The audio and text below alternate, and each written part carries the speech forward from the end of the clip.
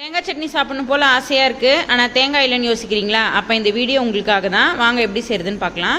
அதுக்கு ஒரு கடாயில் கொஞ்சமாக எண்ணெய் சேர்த்து சூடானதுக்கப்புறம் ஒரு பெரிய வெங்காயத்தை கட் பண்ணி சேர்த்துக்கலாம். இது கூடவே 4 பல்லு பூண்டு, 2 பச்சை மிளகா இதெல்லாம் சேர்த்து லைட்டாக வதக்கி விட்டுக்கோங்க. வெங்காயம் ரொம்ப வதங்கணும்னு அவசியம் இல்லை. இந்த லைட்டாக இந்த பதம் வதங்கினதுக்கப்புறம் நம்ம இதை ஆற வச்சிடலாம்.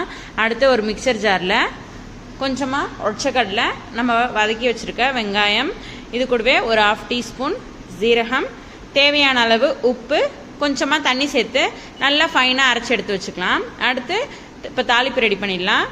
கடாயில் கொஞ்சமாக எண்ணெய் சேர்த்து சூடானதுக்கப்புறம் 1 டீஸ்பூன் உளுந்து, கடுகு சேர்த்து நல்லா பொரிஞ்சு பொன்னிறமாக வந்ததுக்கப்புறம் பொடியை நறுக்கின வெங்காயம், கருவேப்பிலை சேர்த்து லைட்டாக ஒரு வதக்கி நம்ம அரைச்சி வச்சிருக்க சட்னி கூட சேர்த்து மிக்ஸ் பண்ணி சுட இட்லி தோசை கூட இந்த தேங்காவே இல்லாத தேங்காய் சட்னி வச்சு சர்வ் பண்ணி பாருங்கள். டேஸ்ட்டு சும்மா சூப்பராக இருக்கும். இந்த வீடியோ பிடிச்சிருந்தா லைக் பண்ணுங்கள், மறக்காமல் கமெண்ட் பண்ணுங்கள்.